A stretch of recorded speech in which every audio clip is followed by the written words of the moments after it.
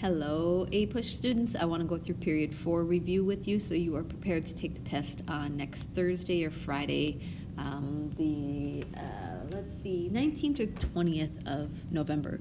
One thing that I want to tell you in general as you're going through this review is to understand that this test is, and from here on out really, is going to be much more about the bigger themes, the bigger ideas. So if you notice how small or short this review is, it'll give you a good sense that you have to understand the big picture on this test more than probably any that you have done so far, and that's how it's going to be from here on out.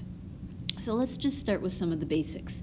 Now we have a Supreme Court. After the Constitution was made, we had the three branches of government, and the Supreme Court began to kind of show itself in a stronger, more manifesting way. We call the Marshall Court these first cases that came forward. John Marshall expanded the powers of the Supreme Court and established the principle of judicial review, which means now the Supreme Court had the ability to analyze and interpret the Constitution. They interpreted the Constitution to say, what did the Founding Fathers mean? And by the time we get to the Marshall Court, we realized that there were not a lot of people who maybe were there with the development of the Founding Fathers. So it was up to people like John Marshall to interpret it. And Marbury versus Madison was this first case that was brought forth that we said, okay, you can do this and you can't do this. And so the Supreme Court really kind of ruled on itself in the Constitution. So here's a really big theme, a really, really big theme. Jacksonian democracy. After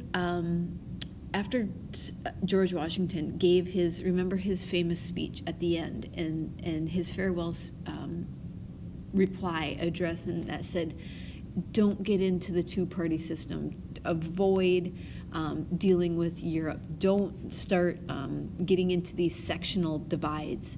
Unfortunately, that's exactly what's going to happen. And so the two-party emerges itself after this era of good feelings. So after the War of 1812, there was this relatively period of easiness, but now we're going to see this two-party system really rear its ugly head. This was two separate parties, and this method of elections and how elections take place are going to emerge. So by the time we get to Jackson, we're going to have basically the Democrats and the Whigs. Remember, the Whigs are the New Federalists.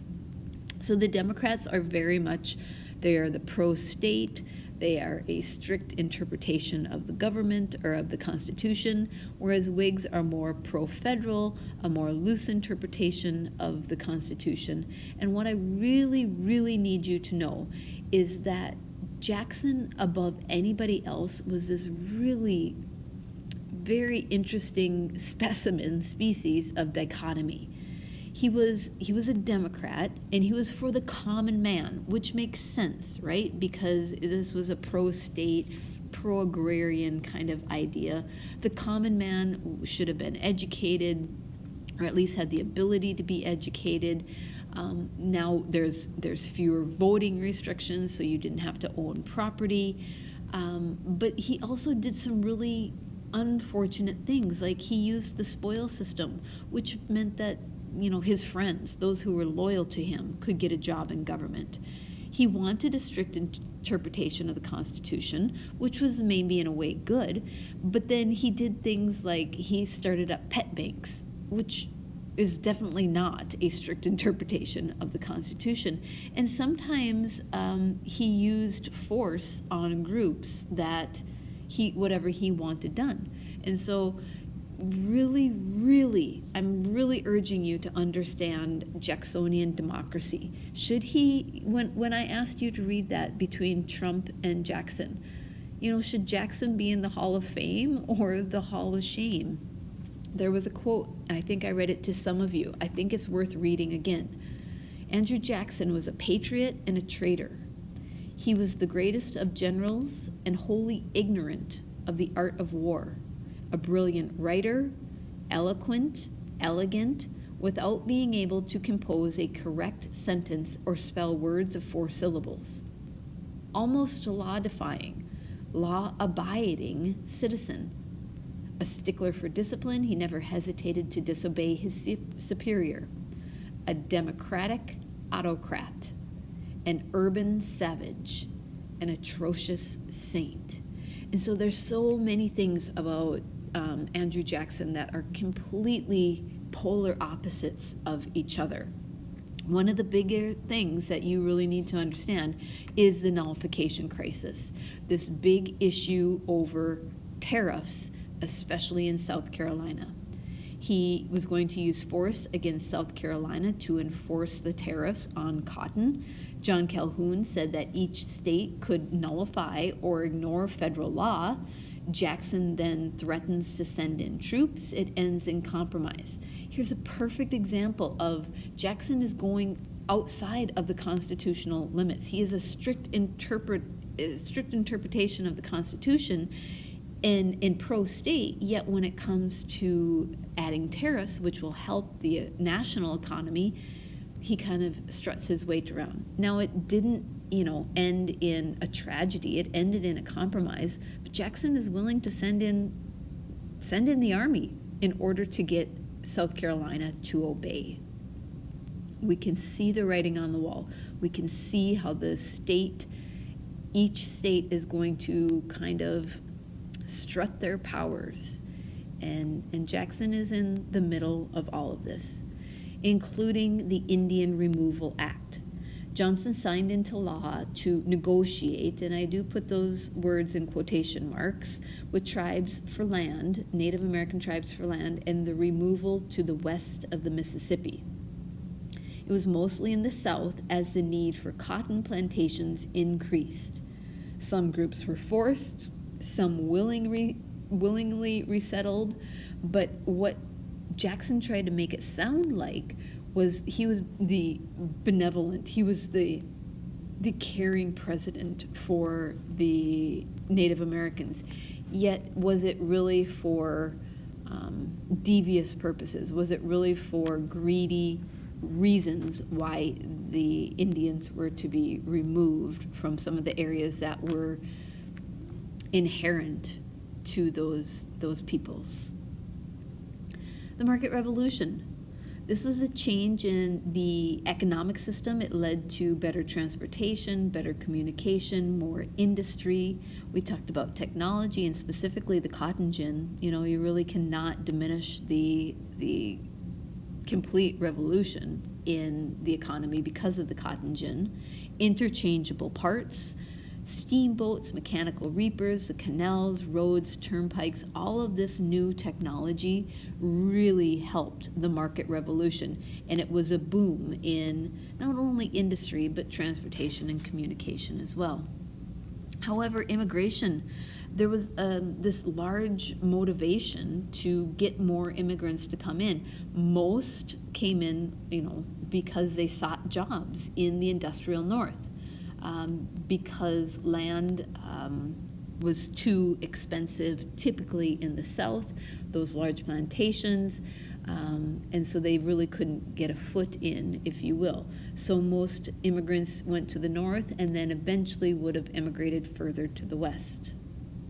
The Lowell mill system was right in the heart of this market revolution. Textile factories in the north often employed young women, and it impacted the working conditions, hour laws, family dynamics, gender roles, and the economic efficiency in the transportation. What I mean by this is sometimes these young women, the social kind of understanding of where women belonged, if you will, at the time, this was their only way out.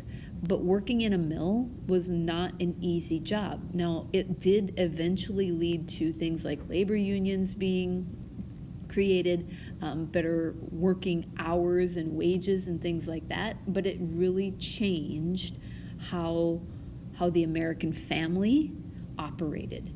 And these were typically in the north, where they are using all that cotton to make things, to fabricate and make in the textile industry. Reform movements. As much as I wanted to talk about this even more, the one thing I want you to understand is women's movement and the abolition movement were the two biggest kind of not only progressive movements, but they probably, in all reality, made the least amount of progress, yet they were the biggest ones to show any change. So women's reform movements, abolitionist reform movements, the temperance movement, the transcendentalists, the education movement, prison reform, all of these influence the democratic ideals. If the Declaration of Independence said that men are created equal, there are natural rights, then how did women fit into that? How did slaves fit into that democratic ideal? They promoted equality and morality, but it very much divided social order. How do you balance women's rights with, say a transcendentalist idea of being an individual and in nature and not a part of a larger group or a larger movement? So this was a very, very huge social issue of many different types of reform movements. Very much influenced by the Second Great Awakening. We talk about Seneca Falls. It is the most famous women's movement.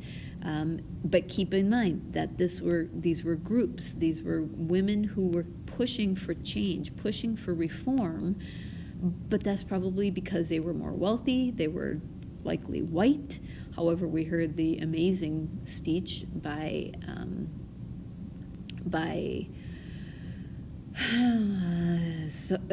Sojourner Truth about, well, ain't I a woman? I mean, I'm not receiving the same benefits and rights that other women might be. Henry Clay. Henry Clay is one of those men who, Henry Clay was in politics for so long. Sometimes I think of him as always the bridesmaid, never the bride. He was in politics for a long time. He never got to be president.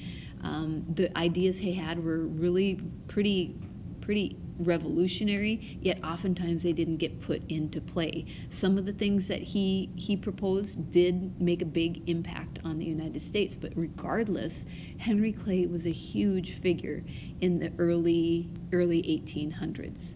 And one of the biggest ones is his American system. This is a 3-part system to promote American industry, to keep those tariffs, keep those protective tariffs, to have a national bank, to improve infrastructure, and which would then improve transportation. So those internal improvements. So many in the South opposed Henry Clay's American system, partly because it didn't benefit them. The bank didn't give them the loans they needed. The infrastructure wasn't taking place in the South. It was almost exclusively taking place in the North. And the protective tariffs seemed to unfairly tax and harm the South. So many in the North favored his system. Whigs often favored the American system, but it didn't really get put into practice. Andrew Jackson is able to nullify or veto the second bank of the United States. Infrastructure did continue, but then we have things like the tariff crisis and the nullification crisis. So as much as his ideas were kind of put forth, they didn't always necessarily materialize. The one thing that did is the Missouri Compromise. This was Henry Clay's compromise for admitting new states. We needed to keep a balance, and this constant lingering nastiness of slavery was always an issue. So he came up with an idea. In order to admit new states, and they happened to be at this time Missouri and Maine, they would admit as a free state, or a slave state. So Missouri came in as a slave state. That meant Maine came in as a free state, and there would be a continued balance in the Senate. They didn't want to upset that balance, but it really kind of only slowed the problems of sectionalism on the issue of slavery. It didn't end it. In fact, we're going to see these issues of sectionalism rear their ugly heads time and time again. For a while, it was like, okay, well, this is how it is. But remember, once a state reached 60,000 people, they could apply for statehood. So as we talked a little bit in class, like the issue of the annexation of Texas, this is going to be an issue again, because as states come into the Union, how are they going? What are their rules? Remember, each state, that's the beauty of the 9th and 10th Amendment, each state gets to make their own constitution. Are they going to allow slavery or not? So these issues of sectionalism, once again, this is a huge, huge theme that I need you to really understand. Slavery began as the issue of the North versus the South.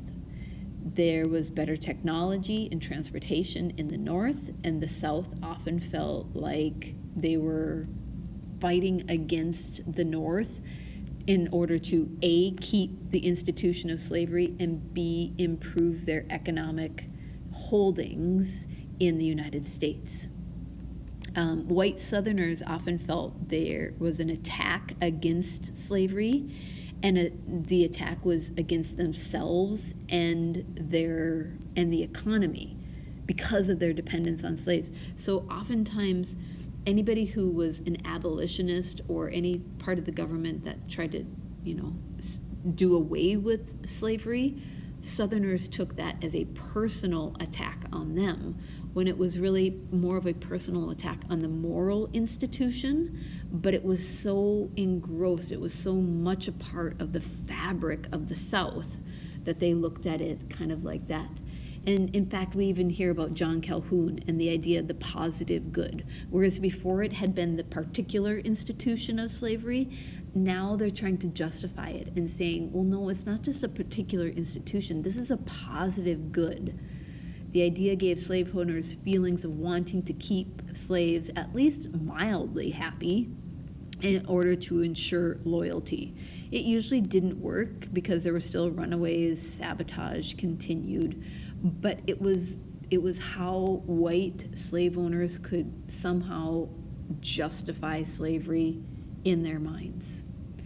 And cotton, cotton is king. It is a staple crop in the South, and when I say a staple crop, it really became almost the crop to grow. But it increased the need for slavery and became a means to protect the economic and social benefits for Southern whites. Cotton very much depleted the soil. It was tough on the soil. This led to competition for more land, which increased the movement westward, which we'll see the writing on the wall, why issues of things like the Mexican-American War are going to happen. And finally, the Monroe Doctrine.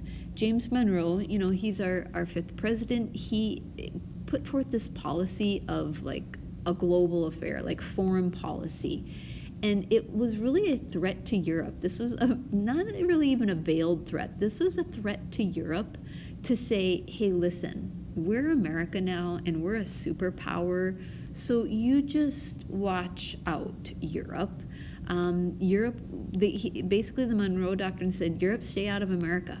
In fact, stay out of North America, stay out of South America, and if you kind of work your way into the Western Hemisphere, any new colonization was going to be looked at as an attack on America.